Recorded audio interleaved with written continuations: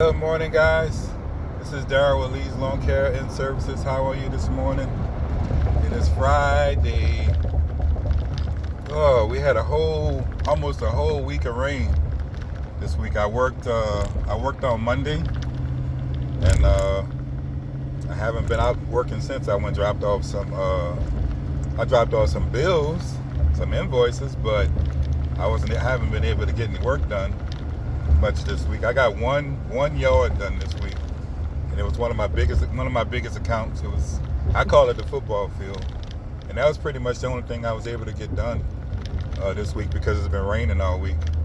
And today the rain is supposed to clear up, and it's cleared up to a degree, but it's still like overcast and misty and all that stuff. So I'm gonna be cutting some wet grass today, which I got to do what I got to do. I got to get out and make a living. So that's what you do. In times like this, you got to go out there anyway, and swing some punches, as they say. So, but things have been great, guys. Season's been very, very busy. Got a lot of one-time deals. I've done a couple of them. I'm not going to fall into that trap of doing a lot of them, because they take away from your actual customer when you spend time doing a lot of one-time deals. And it's tempting. It's tempting because they pay a lot more because it's a one-time or two-time deal, but you have to back off of it. You can't get addicted to doing that when you have a normal flow of customers. So you have to be mindful of that, because those one-time or two-time deals, although they're very lucrative and profitable, they can put you behind on your normal accounts. And you get weather conditions that'll put you behind on your normal accounts. So you rather spend your time doing your normal stuff versus doing these one-time deals. I've been getting calls out the wazoo, about work, and actually I did this person's house twice, and they paid $75 each time I went and I did them, which, like I say, these one-time deals are very, very profitable. I mean, when you hit them, and then you paid that money right on the spot, and that's why they're so good. But the bad point is they take away from your steady cash inflow, and that steady cash inflow over the long haul is going to be more beneficial to you than that one-time deal. And I took a few early this year because I wasn't as busy, but now that times are starting to pick up, I had to turn a couple of them down. They called me yesterday, while in the middle of the rain, and they were like, can you come give me a price and cut the yard? I'm like, no, I'm kind of booked, because I know once this rain clears up, I'm going to be running around like a chicken with my head cut off trying to catch my normal accounts. And not only that, next week I'm going on another vacation. So I won't even be here to service my customers. we're going to a resort in Orlando by SeaWorld. So I'll be on vacation next weekend, so I won't have a chance to come in and do anything. So I have to, stick to my regular customer base. And like today, I got a list I got to try to get done today, and just working today alone, it's going to be very, very profitable. And it's all my regular customers, And those one-time deals also they take a while to do, because you have to fix a lot of stuff, because you got overgrowth, and sidewalks overgrown, and grass is typically high, so that's why you're charging that extra amount of money like that, And this guy, I did him twice, and he paid the money twice for this for the service. He's trying to become a regular customer, and I really can't do that because I'm already kind of set, Excuse me. I like doing my 20 to 25 yards a week. That's what I like. That's where I'm comfortable. Sometimes I do more than that. Sometimes I do less. but that's kind of the range where I like to be, where I'm not, overly exhausted. I know a lot of people do a lot more a week, but I mean, there's a lot of wear and tear on you. There's a lot of wear and tear on your body. There's a lot of wear and tear, period. And so, I just choose not to do that. I'm not gonna kill myself. I'm gonna try to get some of the best equipment I can that's gonna help me manage and do the things that I need to do. And that's kind of how I look at it. That's how I roll with it. I'm not gonna get out here and kill myself. And if you want to make a certain dollar amount, then you have to just charge more. It's X's and O's. There's no rocket science to it. When you got a situation where, hey, I need to do 50, 60 yards a day, 30, 40 yards a day, that's a recipe for disaster, in my opinion. If you don't have the right tools to get in and out, and it depends on how you're cutting. If you're mulching, you can get away with some stuff, but that's up to the person that's doing the yard. But you have to have the right tools to do stuff like that to get away with a lot of things. And that's just my opinion on it. And I'm not a mulcher, I'm a bagger, so it's gonna take me a little longer to do these properties. But I have my own little system, in the way I go about doing yards, and I get work all the time, and I have to turn work away. Like I said, I just turned some work away, and the customer had mulchers coming through doing their properties, and they just didn't like the finish. They didn't like the finish of how it looks when the guy was mulching it up. So they seen my properties and how clean they come out because I bag, and they were like, wow, well, I want this service. Well, it's like, I can't because I'm already booked, for my service. You have to, in this business, you have to be able to offer something that people like, and appreciate. And if you could do that, you'll stay in business a long time. I've been in business for over 15 years. I'm still cutting and making really good money. But for me to be comfortable doing the amount of yards that I do, you just have to charge a little bit more. You think about it. So 25 to 30 yards a week, and say I'm charging say $5, $10 more than the next guy, then you add that up. That's a significant boost in income. That makes up for the 45 or 50 yards in a day, and that makes up for that.